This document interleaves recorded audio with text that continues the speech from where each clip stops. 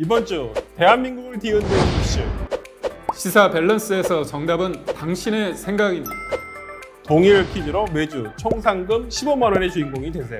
당신의 의견이 대한민국의 밸런스를 맞춘다. 여러분들이 한번 예상을 한번 봐보시죠. 뭐 최근에 오늘 뭐 나온 여론조사도 있고 최근에 나온 여론조사도 있고 하니까 그렇죠. 한번 우리도 시사 밸런스에 참여하신 분들의 생각은 어떠신지에 대한 것도 한번 봐보겠는데요. 문제 풀어보실까요? 동일 퀴즈는 나와 같은 생각을 가진 사람들이 얼마나 되는지 맞히는 퀴즈입니다. 먼저 당신의 의견을 묻는 질문이 주어지며 질문에 대한 의견을 투표하게 되는데요. 그런 다음 자신과 같은 선택을 한 사람들이 몇 %일지 추측에 입력해 주세요. 점수는 오차범위 20% 내외로 투표 결과에 근접할수록 높게 부여됩니다. 다른 의견에 귀를 기울여야 맞힐 수 있는 게임. 동일 퀴즈에 참여해 보세요. 네. 리얼미터 어제 나온 거 봤을 때 근데 거의 붙어 있어요. 제가 봤을 52 때는 대 47 정도 나왔더라고요. 네, 거의 저는 오차범위 내라고 생각을 하는데 생각보다 기각 쪽이 많이 올라온 거죠. 그렇죠. 왜냐하면 초반에는 4대 1 정도 됐었거든요. 그렇죠. 그러니까 4대 1이 어떤 의미냐? 내가 만약에 이게 내 생각을 했더라도 4명이 너 틀렸어 그러면 막 그래 나 틀렸어 이렇게 가는 거거든요. 3명까지도 그런 영향을 받아요. 저는 개인적으로 탄핵은 인용된다고 저는 개인적인 판단을 합니다. 좀 뭐 누차 말씀드렸다시피 근데 소수 의견은 나올 것 같아요. 왠지. 그러니까 이게 무슨 콘클라베 형식으로 전원일치 판결이 나와야 된다라고 하는데 저는 거기에 대해서는 반대예요. 그러니까 전원일치 판결이 굳이 나올 필요가 있나요? 그러니까 각자의 재판관의 생각을 그렇죠. 소수 의견도 쓸 필요가 있다고 보고요. 무슨 지금 상황에서는 전원일치 판결이 제일 물론 긍정적인 효과를 나올 수는 있어요. 근데 어찌됐든 간에 지금 제가 봤을 때는 절차상 조금은 개운치 않은 부분도 있다고 봅니다. 저 하나 여쭤보고 싶어. 네. 각하 가능성은 없나요?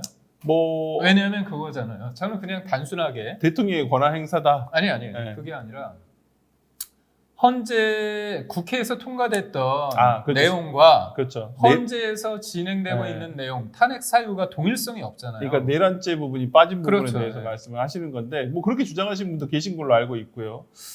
왜냐하면 제가 네. 하나 말씀드린 게 대통령에 대해서 계엄 선포에 대해서 절차적 하자가 있기 때문에 네. 그것만으로도 탄핵이 됐다고 주장하는 분들이 있잖아요.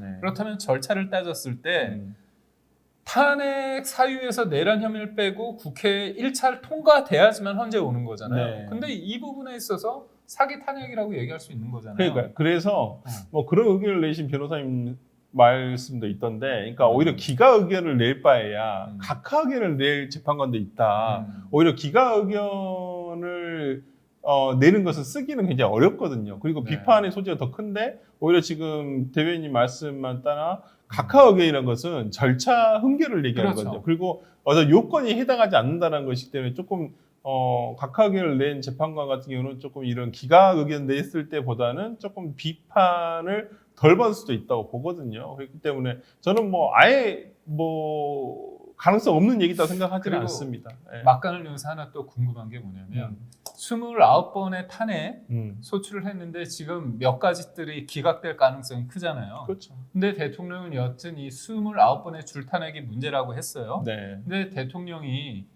탄핵이 인용이 됐어요. 근데 다른 것들은 다 기각이 돼. 그러면 어떻게 되는 거예요?